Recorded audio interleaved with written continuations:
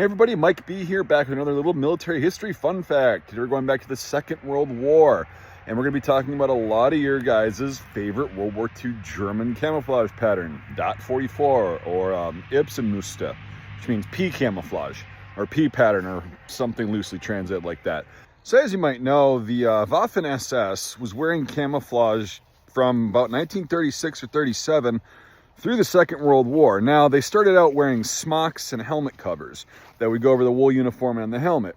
And these came in several different patterns and variations, and they were reversible, but they weren't a full uniform. So in late 1943 to 44, it was kind of decided to standardize the Waffen-SS's camouflage uniform.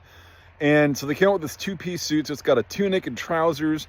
And they said, okay, we're going to kind of take some inspiration from the Oak A pattern, and we're going to change it up a little bit, and they ended up with something like this. And what was interesting about this is it was designed to be worn either standalone like this in the hot summer months and or worn over the wool uniform in the winter cold months. Now, of course, that begs the question, does it work? The short answer is pretty much. Because this was designed to be kind of a universal pattern, it's not going to work perfect everywhere. It's a little bit too light brownish up here for the Nordwoods of Wisconsin, but hey, it's better than nothing. And actually, it's a little bit better than field grade wool, because wool tends to get dark in shadows like this especially. So this actually doesn't blend in too terribly. We'll go check it out against some green backgrounds. So as you can see, in a little bit more green environments, it's a little bit too brown and a little bit too light. Now, that being said, it's still really effective.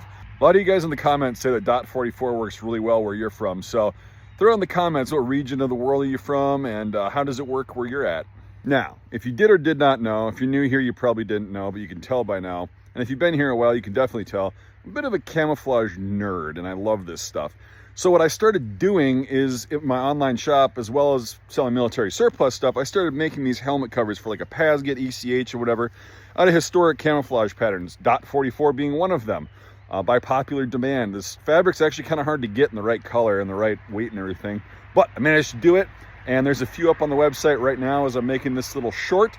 So I'll put that little button in the video if you're on YouTube. If you're on another platform, the link is in the bio to my online military shop. So thanks for tuning in to this little short, brief, macro level history of .44 camouflage.